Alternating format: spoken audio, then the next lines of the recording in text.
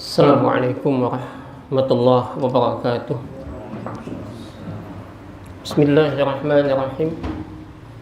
Innal hamdalillah nahmaduhu wa nasta'inuhu wa natubu ilaih. Wa na'udzu billahi min syarri anfusina wa min sayyiati a'malina. May yahdihillahu fala mudilla lahu wa may yudlil fala hadiyalah. Asyhadu an la ilaha illallah wahdahu la syarika lahu wa asyhadu anna Muhammadan 'abduhu wa rasuluh. Allahumma shalli wa sallim ala nabiyyina Muhammadin wa ala alihi wa ashabihi. Wa ba'du. Qala Allah Ta'ala: Al-yawma nakhtimu ala afwahihim wa tukallimuna aydihim wa tashhadu arjuluhum bima kanu yaksibun. Bapak saudara sekalian, jamaah salat maghrib yang tentunya semoga senantiasa dirahmati oleh Allah Subhanahu wa taala. Alhamdulillah, sepantasnya selalu untuk kita panjatkan kepada Allah. Dialah Allah yang telah memberikan kepada kita nikmat al-Islam ini. Nikmat yang paling besar, nikmat yang paling indah yang Allah hadiahkan kepada umat ini adalah Islam ini. Hanya sayangnya kadang-kadang kita tidak merasakan betapa nikmatnya Islam ini, karena hati mungkin tertutup ya oleh banyaknya hijab dunia. Yang kedua, kita juga mendapatkan nikmatnya iman, yang tentu dengan dorongan iman itu kita bisa melangkahkan kaki untuk sholat berjamaah. Dan semua itu pantas untuk selalu kita syukuri. Salawat dan salam juga selalu semoga tercurah atas junjungan kita, panutan kita, teladan kita, Rasul kita yang paling mulia, Nabi kita Muhammad sallallahu alaihi wa alihi wasallam. Bapak dan saudara sekalian yang dirahmati Allah Subhanahu wa taala. Dalam satu cerita Ibnu Abbas, setelah 7 bulan lamanya Nabi pindah dari Makkah ke Yathrib atau yang sekarang dikenal dengan kota Madinah. Pada ketika itu rumah Nabi sudah selesai dibangunkan dan masjid juga sudah terbangun. Nabi yang tadinya tinggal di rumah sahabat mulia, salah satu di antara orang Ansar yang terkaya. Dan kita ingat bagaimana ketika Nabi berangkat dari Mekah ke Madinah, meninggalkan semua hartanya, semua rumah tempat tinggalnya, semua ditinggalkan, termasuk para sahabat. Dan itu yang saya bilang, kalaulah bukan karena iman, gak mungkin sahabat itu mau ngikutin Nabi. Meninggalkan harta, meninggalkan rumah, meninggalkan gawian ke satu tempat yang belum jelas masa depan, tapi karena iman. Nah, ketika Nabi sampai di kota Madinah, semua ingin Nabi tinggal di rumahnya.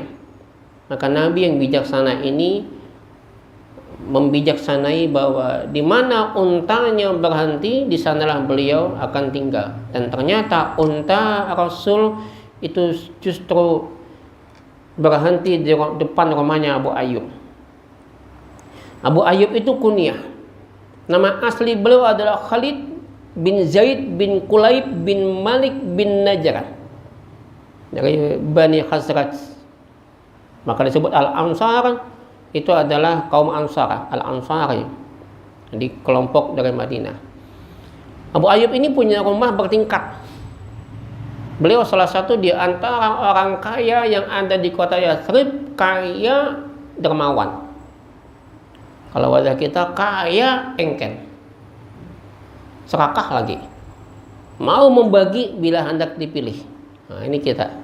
Kalau beliau enggak, beliau justru ikhlas. Nah, ketika Nabi sampai di situ, Nabi masuk ke rumah itu dengan senang. Abu Ayyub menerima, bahkan meminta Nabi tinggal di atas karena rumahnya bertingkat. Nabi nggak mau, Nabi mau di bawah. Karena Nabi minta di bawah dan Abu Ayyub kada wani bekaras, padahal pengen Nabi di atas. Alasan Nabi adalah karena banyak tamu yang datang, maka di bawah. Nah, ketika malamnya Abu Ayyub justru nggak bisa tidur karena nggak enak Nabi di bawah. Dan kalau berjalan nggak mau di tengah, menyisir pinggir-pinggir lah. Di ujung-ujung sana beliau nggak bisa tidur kan. Besok cerita ke Nabi tetap nggak mau ke atas. Dan bilang nggak apa-apa di atas, tapi kata Abu Ayyub nggak apa istilahnya nggak punya adab kalau di atas Nabi berjalan. Sampai 3 malam Nabi akhirnya pindah ke atas. Ya. Dan berkahnya luar biasa. Nabi tinggal di rumah Abu Ayyub, berkah luar biasa. Nah, setelah 7 bulan lamanya Nabi rumahnya selesai, kemudian masjid juga selesai, maka Nabi pindah ke rumah yang sudah dibangunkan. Maka mereka kemudian menjadi bertetanggaan. Jadi tidak lagi, rumah mereka sangat dekat, tetangga masjid. Nah, dikala itu siang begitu panas menyengat, di bulan ke-7 Nabi tinggal di kota itu panas. Dan kita tahu panasnya kota Madinah itu luar biasa, Pak. Ya. Begitupun kalau sebaliknya dinginnya kota Madinah maka lebih dingin daripada AC. Itu kayak gitu. Ketika itu siang bolong panas menyengat, maka keluarlah seorang laki-laki bertubuh kurus tinggi. Beliau berjalan melangkah setengah berlari karena khawatir akan sengatan matahari. Kemudian beliau masuk masjid, sholat tahiyatul masjid dan duduk lalu berzikir. Beliaulah sahabat yang mulia, yang pada ketika Nabi dihina, dicaci, dimaki, dan gak ada yang percaya dengan beliau dengan peristiwa Isra Mi'raj beliau inilah yang percaya dengan Nabi. Bahkan beliau mengatakan, kalaulah lebih dari itu, kalau Muhammad yang mengatakan, aku percaya. Beliaulah Abu Bakar As-Siddiq. Tidak berapa lama keluar lagi seorang laki-laki yang bertubuh tegap, kekar, kuat, dan badan juga tinggi, yang kalau beliau naik kuda itu kakinya hampir menyentuh tanah. Beliaulah sahabat Umar bin Khattab, singa Allah di padang pasir, Asadullah, singanya Allah. Juga sama berjalan setengah berlari karena khawatir panas itu menyengat beliau. Dilihatnya sahabat mulia Abu Bakar, beliau bertanya, ya Abu Bakar, wahai Abu Bakar, kenapa pian di siang hari panas begini, asar masih lama lagi, kita udah salat zuhur udah selesai, kok sampean di sini, kenapa?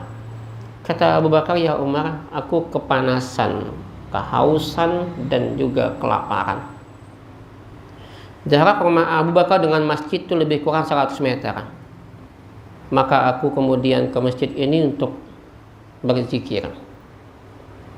Zikir itu bisa membuat sakit, haus, dan lapar itu hilang. Bagi orang yang memahami tentang zikir dan memaknai masuk ke dalam kalbunya. Inilah yang selalu disebut dengan tingkatan ihsan, menggunakan perasaan hati dan jiwanya.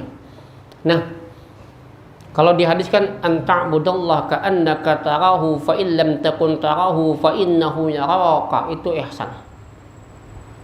Engkau beribadah kepada Allah seolah engkau melihat Dia. Itu kan di sini sebetulnya perasaan nikmatnya.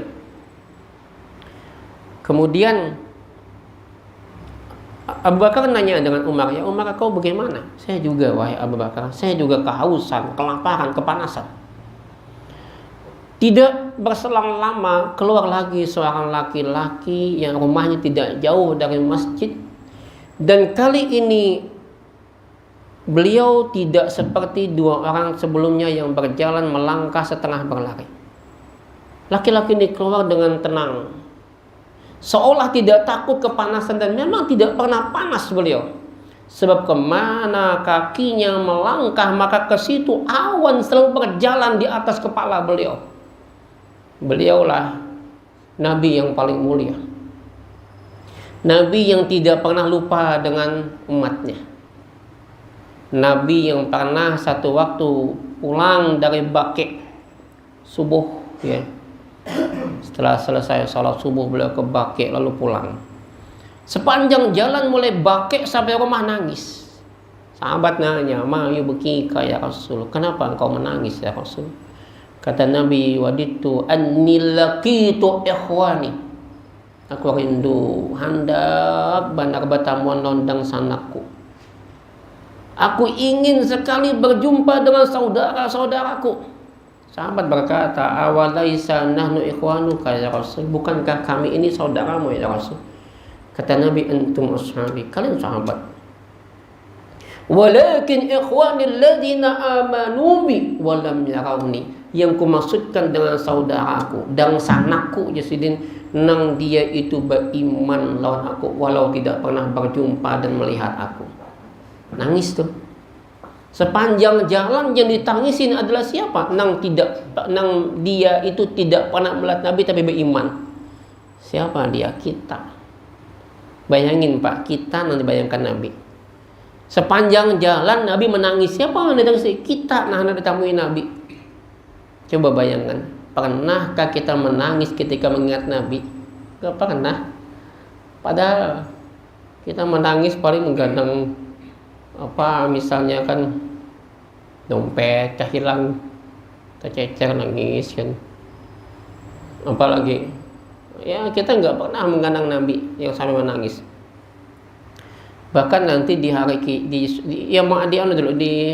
di padang mahsyar, yauma yafirul mar'u min akhihi wa sahibihi wa banihi, kayak gitu, wa ummihi wa abihi. Ketika semua orang berlari di hari, semua orang lari masing-masing, mereka memperhatikan masing-masing dirinya, keluarganya ditinggalkannya, istrinya, suaminya, ayahnya, ibunya. Di saat itulah kita perlu bantuan Nabi yang datang. Kita minta syafaat, datang dengan Nabi Adam. "Ya Adam, kau adalah Abul Bashar, kau bapaknya nih manusia ya. Tolong kami." Ujar Adam, "Aku gin kada kau nolong aku sorangan, makan buah yang dilarang Allah malah aku makan." Datang sana dengan Rasul yang pertama di bumi, Nabi Nuh. Rasul pertama di bumi Nabi Nuh. Kalau dalam kitab Minhaj Firqatun Najiyah Nabi Nuh. Karena Adam itu kan dua, mulai di surga sampai ke bumi ya. Kalau yang pertama asli mulai awal bumi ya Nabi Nuh. Datang Nuh datang lawan Ibrahim. Ibrahim, "Aku gin juga pernah berdusta 3 kali." Padahal dusta itu benar ya. Dusta yang dibenarkan dustanya Nabi Ibrahim itu. Dusta ketika memenggal patung. Jangan Ibrahim nang menyembal itu kada nih nama menyembalnya. Ini kan ke sini. Ini kan berdusta di Mahalabiu. Jadi ketuaan Mahalabiu kan. Yang kedua, bepadah bahwa Sarah itu adalah ading. Karena kalau bepadah bini dibunuh demi menyelamatkan kan boleh. Ya. Enggak bukan salah dustanya. Lalu kata Ibrahim, "Kau datangi Isa."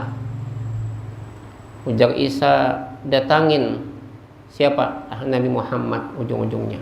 Nah, beliau keluar rumah dengan tenang, kemudian masuk masjid, salat tahiyatul masjid, dan dilihatnya 2 sahabat udah duluan di masjid. Diucapin salam. "Assalamualaikum warahmatullahi." Bapak Ibu, jangan lupa bila bertamuan siapapun dia saudara muslim, ucapkan salam. Salam mana? Salam pun kita. Assalamualaikum. Jangan selamat siang. Ini tahu aja Islam berataan. Assalamualaikum, selamat siang, salam sejahtera. Apaan Islam berataan? Pakai salam sejahtera segala, selamat siang. Selamat siang apanya? Selamat siang yang selamat. Coba kalau assalamualaikum, mudahan engkau selamat.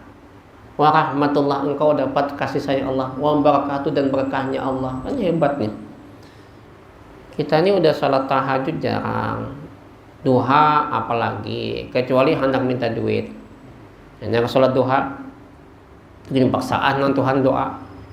Allahumma in kana rizqi fis sama.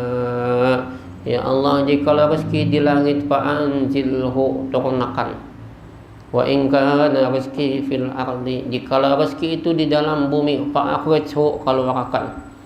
Wa in kana rizqi ba'idan, jikalau rezeki itu jauh, fa qaribhu, dekatkan. Wa in kana rizqi qariban, dan jikalau rezeki itu dekat, ya Allah dekatkan lagi Tuhan. Memaksa nih.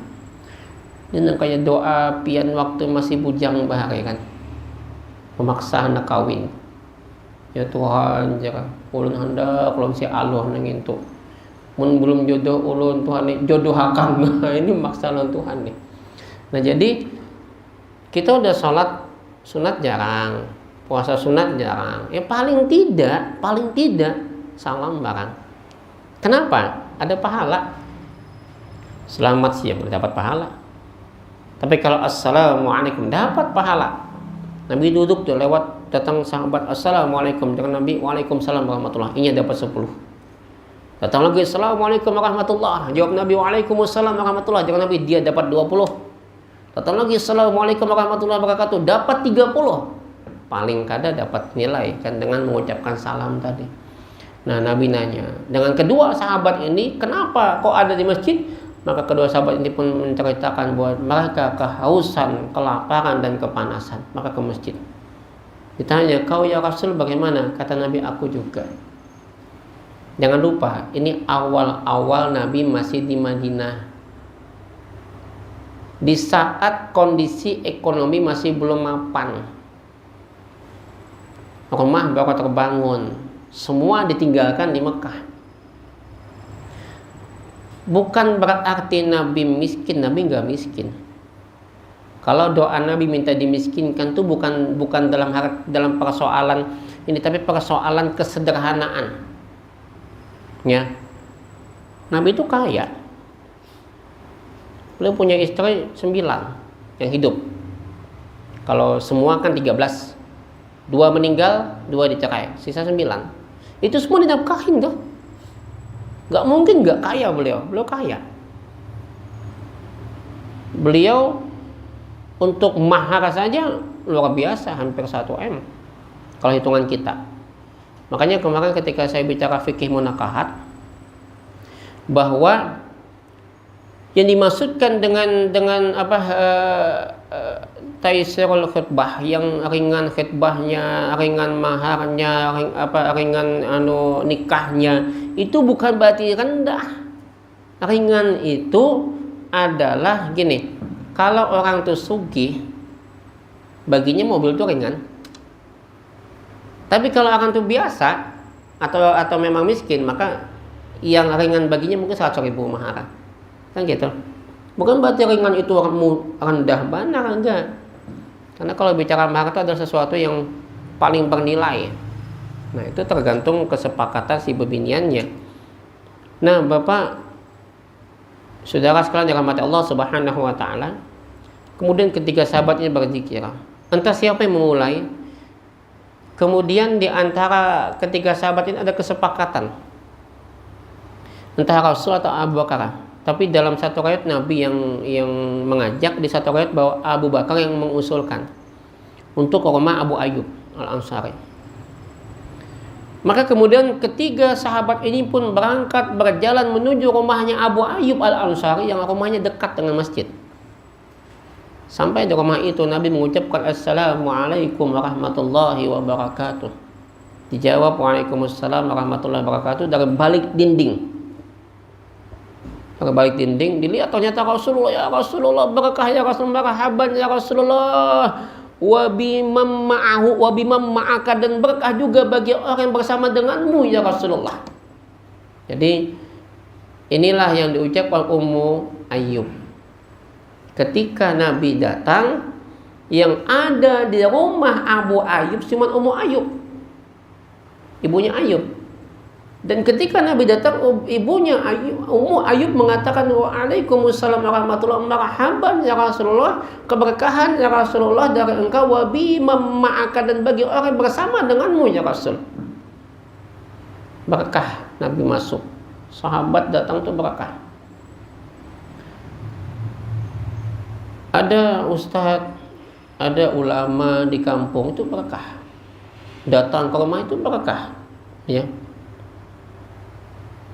Kenapa? Karena mereka membawa ada ilmu di sana. Minta petuah, minta nasihat mereka. Cuman kadang-kadang ya Allah, bila hal agama ini jarang dihargai. Ada kawan waktu lulus tugas di Batu Licin menyekolahkan anak les piano sebulan 1 juta. Pasnya mengaji di TPA cuma 100.000 sebulan. Coba lihat jauhnya itu 1 juta Selawi. Artis diundang, bulik 100 juta dibayarkan. Ustadznya berapa? Ulun tak kuni.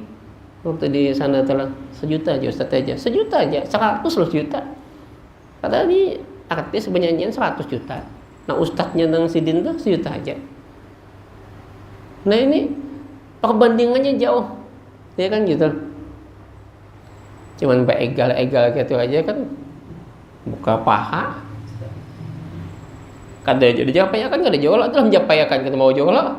Kan gitu aja melihat nang itu aja 100 juta bayarkan. Kan luar biasa nih kita. Mun bupati, gubernur datang, wah, baju bagus disambut.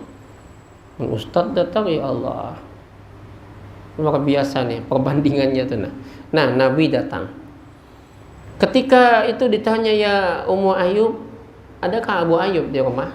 Kata Abu Ayub lagi ada di kebun. Entar lagi datang ya Rasul. Kata Nabi, kalau gitu aku nunggu di luar. Apa nggak? Di sini kita lihat bahwa seorang laki-laki, meskipun Nabi sekalipun tidak mau boleh masuk ke dalam rumah karena dia haramkan laki-laki masuk ke dalam rumah yang bukan mahramnya. Dikala suaminya nggak ada, tanpa izin suami. Nah, wah ini biar ya Allah, beristilah benar. Laki tulak nelpon kawan SMA. Ayo nelak ke sini tempulu abahnya kededa, tampulu abahnya kededa. Nelpon kawan. Sepupu sekali ya Ustaz, jangankan sepupu sekali, sepupu berapa kali lagi 10 lain kali, makinnya nggak boleh. Ya. Nggak dibolehkan kecuali izin suami. Nah, tidak berapa lama datang Abu Ayub. Ya Rasul, kok di luar ayo masuk ya Rasul? Masuk Nabi. Karena udah ada Abu Ayub. Langsung panggil istrinya, siapkan hidangan yang paling bagus, yang paling nikmat. Wah, ini hebat. Siapkan hidangan yang paling nikmat, paling bagus. Mungkin kita kada umanya itu nawadah daripada basi dijulung. Abu Ayub enggak sediakan makanan paling lezat. Dibikinlah roti yang paling nyaman. Beliau langsung ke kebun, mengambil kayak istilah batang pohonnya. Ketika sampai Nabi nanya, "Loh kok batang pohonnya dibawa? Kenapa enggak ke rumahnya?" Ya Rasul, kalau ulun bawa ke rumahnya, kan enggak bisa milih. Tapi kalau batang pohonnya yang dibawa, pian tinggal pilih yang mana mau. Dibawa semua. Kemudian beliau pun ke belakang mengambil kambing yang paling besar, sembelih. Kemudian ada yang digulai, ada yang istilahnya di karet, dipanggang lah, dibawa di hadapan Nabi. Ada sebagian riwayat mengatakan bahwa Abu Ayub kemudian juga menyiapkan mangkuk rantang untuk dimasukin dan dibawakan langsung dengan tangan beliau ke rumah Nabi untuk anak dan keluarga Nabi semua, Fatimah, ya, Ali, Zainab, semua untuk mereka dikasihkan. Itu oleh oleh Abu Ayub langsung ke rumah mereka. Nah, Nabi kemudian makan. Karena Abu Ayub tahu gini, bahwa Nabi itu nggak mau makan kalau nggak dibawakan bagi bini sidin. Karena gini, kan suatu saat Nabi diundang. Kata Nabi, "Ini pun diundang nggak Aisyah?" Nabi makan, dia nanya juga, "Aisyah kayak apa?" Paham tuh Abu Ayub. Begitu harusnya suami. Kalau kita makan, bini makan juga. Ini kada nyaman makan di sare laut, bulik bekesah lapar aja lagi. Aduh, lapar apa? Padahal udah makan. Ya, harusnya bawakan istri kan. Nah, lalu kemudian makanlah Nabi bersama 2 sahabat. Kemudian Setelah selesai makan, Nabi ambil kambingnya, sampelnya satu-satu ya. Nabi ambil, Nabi angkat. Ini ada kambing, ada roti, ada kurma. Nabi angkat. Kemudian Nabi bilang gini, wahai sahabatku sekalian, tadi kita kehausan, kelaparan, dan kepanasan. Kemudian dengan izin Allah, melalui saudara kita Abu Ayyub Al-Ansari, kita pun kemudian kenyang. Kita makan di tempat ini, kita kenyang. Ketahuilah oleh kalian, wa'lamu, ketahuilah oleh kalian. 3 kali Nabi bilang ketahuilah oleh kalian. Tidaklah sambil diangkat apa yang kita makan ini, yang kita minum, yang kita masukin ke dalam perut kita, kecuali nanti semua akan jadi darah daging dan akan jadi perbuatan, semua akan dipertanggungjawabkan di hadapan Allah. Lalu beliau membaca ayat, al-yawma nakhtimu ala afwahihim wa tukallimuna aydihim wa tashhadu arjuluhum bima kanu yaksibun. Surah Yasin ayat 65. Cuman kadang-kadang pas ulun takunakan bisa kada ingat. Karena kebiasaan kita kalau membaca Yasin itu laju.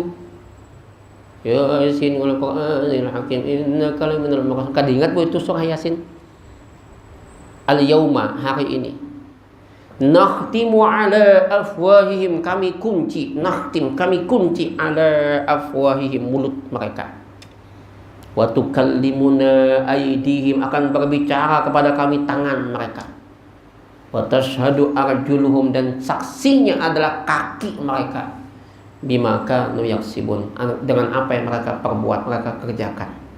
Mulut dikunci, tangannya akan bicara. Apa tangan gawian, kaki saksi. Bapadah ke masjid, singgah ke pentol dulu aja saksi. Bujur ayat Tuhan aja tangan ulun ke masjid Tuhan, jangan saksi bujur ayat Tuhan aja ke masjid, cuman singgah dulu ke pentol semalam. Semua jadi saksi akan apa yang diperbuat olehnya. Bapak dan saudara, apa hikmah yang kita ambil? Hikmah yang kita ambil dalam ceritanya Ibnu Abbas ini, yaitu yang pertama, Nabi, sahabat, kehausan, kelaparan, kepanasan. Ini masalah. Artinya tidak ada satupun manusia hidup tanpa masalah. Kita tuh mulai lahir kan, ya lahir kan, orang tua kita yang masalah kan, kita nggak tahu, nggak ngerti. Tapi sudah paham kita mulai masalah. Lagi zaman COVID nih kan, stres nih mama abah, gurunya mengajar lewat Zoom, kalau stres mamanya nang ajar mengajar jadi hajar mahajar, karena anaknya melawan. Jadi masalah kita dulu ingat SMA mau kuliah, masalah kuliah di mana, kuliah masalah juga, begawi apaan yang digawi, ya kan, bingung dari gawian. Akhirnya supaya jadi pegawai nyogok. Karena tren ini bila jadi pegawai itu mantap dah. Belum tentu. Apa dikira pegawai itu nyaman? Belum tentu. Kelihatannya jadi nyaman. Cuman pasti kita tahu SK sanda juga banyak. Bujur kayak tanggal 1 sampai tanggal 10 nyaman. Bila tanggal 1 sampai tanggal 10 tolak makan sarang laut. Tanggal 11 sampai tanggal 20 hampir sarang laut. Sarang mie ini makan. 21 sampai tanggal 30 hampir sarang mie, sakit don, sakit kepala sini. Karena hutang kebanyakan. Ada neganya Pak. Makanya saya bilang jangan bangga jadi PNS kalau nyogok. Jangan bangga jadi pejabat kalau nyogok. Banggalah jadi PNS jujuran, pejabat jujuran, pedagang nggak culas, bangga kita. Tapi kalau kita misalkan jadi pejabat bangga dengan jabatan kita dari hasil nyogok, nggak usah bangga. Nih lihat, Al-yauma nakhtimu ala afwahihim, dikunci. Yang akan bicara apa? Tangan.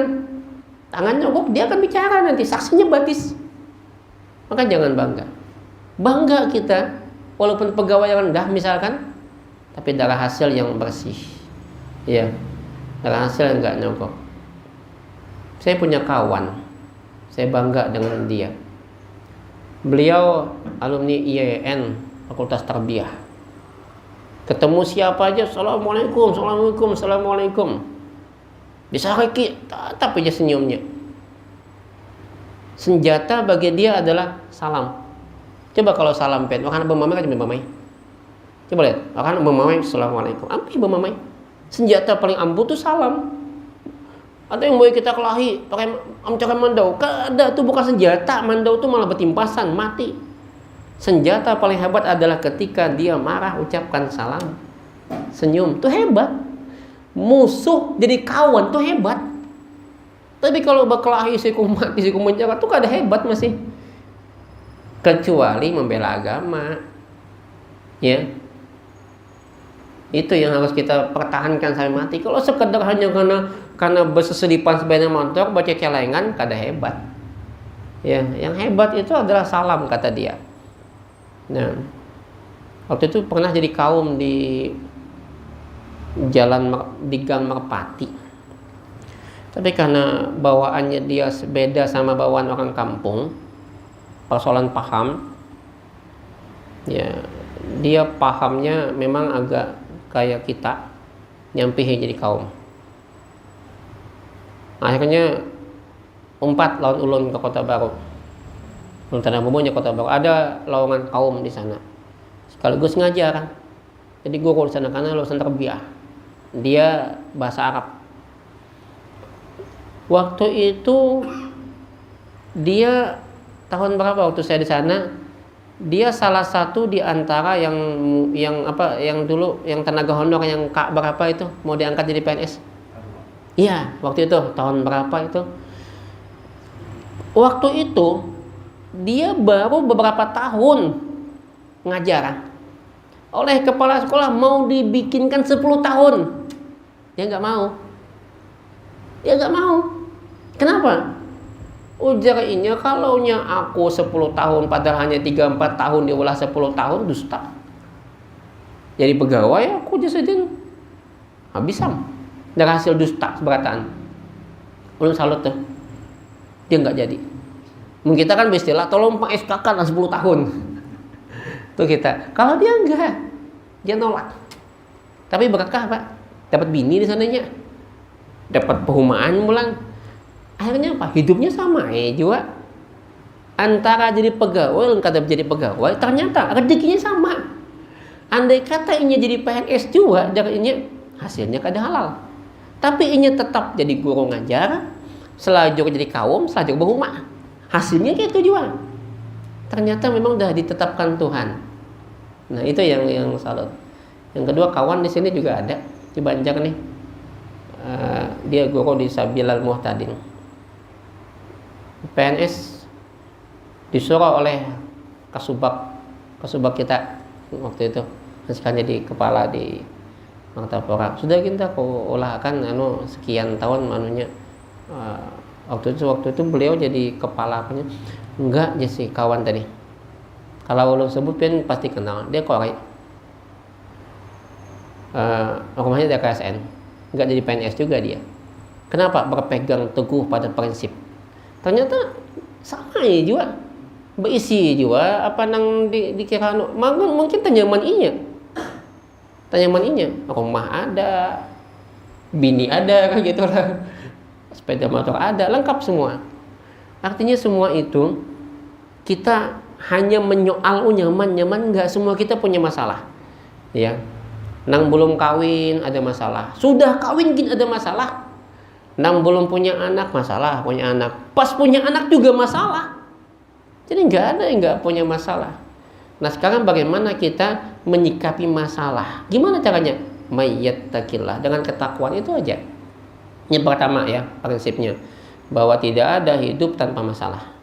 Bahkan masalah itu menjadi ujian untuk menunjukkan di mana tingkat keimanan kita. Ahasiban nas ayyutraku ayyaqulu amanna wa hum la yuftanun. Apakah manusia menyangka dia dibiarkan mengatakan kami beriman padahal belum lagi diuji dengan masalah. Nah, yang kedua, apa yang ditangkap dari kisah ini? Ukhuwah, persaudaraan. Bahwa dengan persaudaraan yang dijalin oleh Nabi dan sahabat serta Abu Ayyub Al-Ansari, silaturahim yang dihubungkan tadi, betul bahwasanya siapa yang menghubungkan, siapa yang menginginkan Ayyub setelah rezeki, diluaskan rezekinya, kemudian dipanjangkan umurnya, fi atsarih, panjangkan umurnya, maka dia menyambungkan tali silaturahim. Dengan sambungnya persaudaraan tadi, nikmat. Apa yang kita tangkap? Kita jaga ukhuwah. Jangan hanya karena persoalan beda paham, beda madhab, kita pecah, Pak. Ayo kita hanya membaca kitab, kita hanya membaca apa yang memang untuk memajukan umat kita. Kita hanya menyampaikan ilmu tanpa harus menghujat kelompok lain. Nggak ada zamannya lagi kita menghujat. Itu bid'ah, ini sunnah. Jangan lagi membedakan ini dakwah sunnah, ini dakwah bid'ah. Nggak ada. Bid'ah itu kan kita namanya nyambat. Ulungin kadang sambat tuh Ustaz Husain Saharan kada berjanggut misalnya. Sambatnya bid'ah. Ulun tuh berhikmat hendak menumbuhkan janggut, kada tumbuh-tumbuh juga. Kayak payulah. Hendak pakai minyak anu jaga kada rapi pulang. Jadi intinya gini, nggak ada dakwah sunnah, dakwah bid'ah. Dakwah itu adalah ila sabili rabbik, menuju jalan Tuhanmu bil hikmah, dengan hikmah, wal mau'izatil hasanah, dengan mau'izah nasihat yang baik. Kalaupun kita ingin berdebat, wajadilhum billati hiya ahsan, yang sebaik-baiknya. Artinya nggak sampai menghina.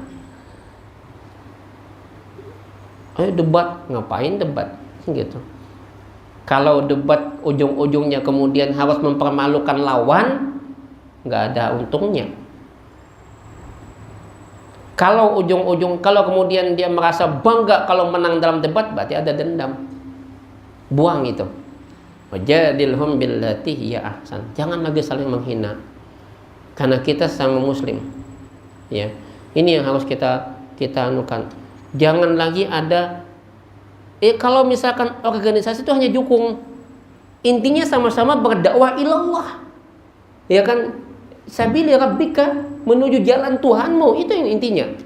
Sekarang muncul lagi kelompok ini, bila kada ustadz ini kada mau datang. Ada lagi muncul semacam persahabatan, sahabat ustadz ini, ustadz lain bukan sahabat berarti. Ini juga memilah-milah, mengkotak-kotak. Jangan, makanya saya bilang coba dibuang dengan sahabat ustadz ini, itu kultus kena. Dan memecah belah juga, seakan yang lain bukan sahabat, padahal semua ustadz sahabat kita. Ya.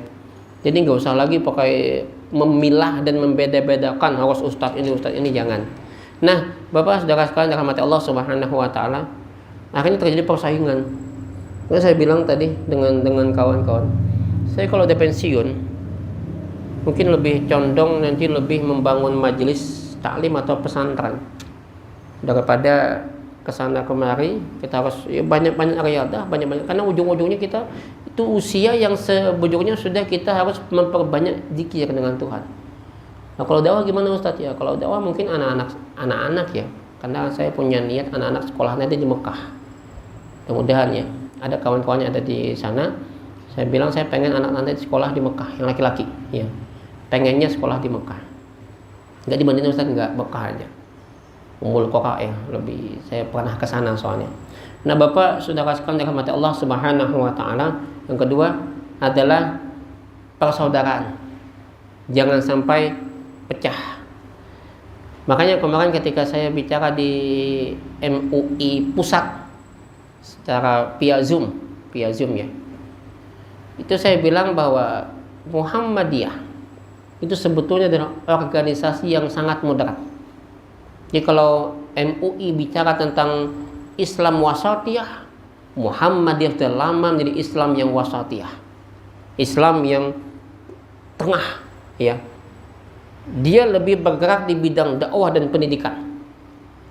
Bahkan di kala pemerintah Hindia Belanda itu melarang pegawai pemerintah organisasi itu memungut sedekah zakat infak sedekah, itu zakat infak sedekah harus langsung masing-masing per masing-masingnya. Maka Kiai Haji Ahmad Dahlan punya pandangan beda, karena zakat infak sedekah itu kan hebat nih. Kalau dia dipakai oleh rakyat Aceh melawan Belanda, kalah Belanda, dananya luar biasa, ya. Nah, itu dilihat oleh Kiai Haji Ahmad Dahlan luar biasa. Maka beliaulah yang pertama kali mengumpulkan melalui organisasi. Makanya hari ini kalau lazisme itu berkembang bagus, maju, karena memang ide itu awalnya dari Kiai Haji Ahmad Dahlan. Ide awal sekitar tahun berapa itu, di awal-awal Muhammadiyah itu ada. Beliau yang pertama kali mengumpulkan zakat, sedekah, infak itu melalui Muhammadiyah, dan itu bagus. Makanya kita jarang minta-minta di jalan, Pak, karena program dan pengembangannya bagus. Nah, dengan tetap kita tidak menyambat orang lain, kita ya ini bagus. Kemudian munculnya lembaga zakat dan sebagainya kan baru jauh duluan Kiai Haji Ahmad Dahlan duluan yang menjadi pelopornya. Termasuk Kementerian Agama pun, ya, yang pertama kali jadi menterinya siapa? Haji Muhammad Rasyidi. Siapa beliau? Tokoh Muhammadiyah. Beliau juga adalah murid di sekolah Al-Irsyad, dan beliau tokoh Muhammadiyah. Jadi pencetusnya dan menterinya pertama beliau juga orang Muhammadiyah juga. Ya, makanya ini tamparan bagi Muhammadiyah sebetulnya ketika ada pernyataan punya kelompok ini misalnya.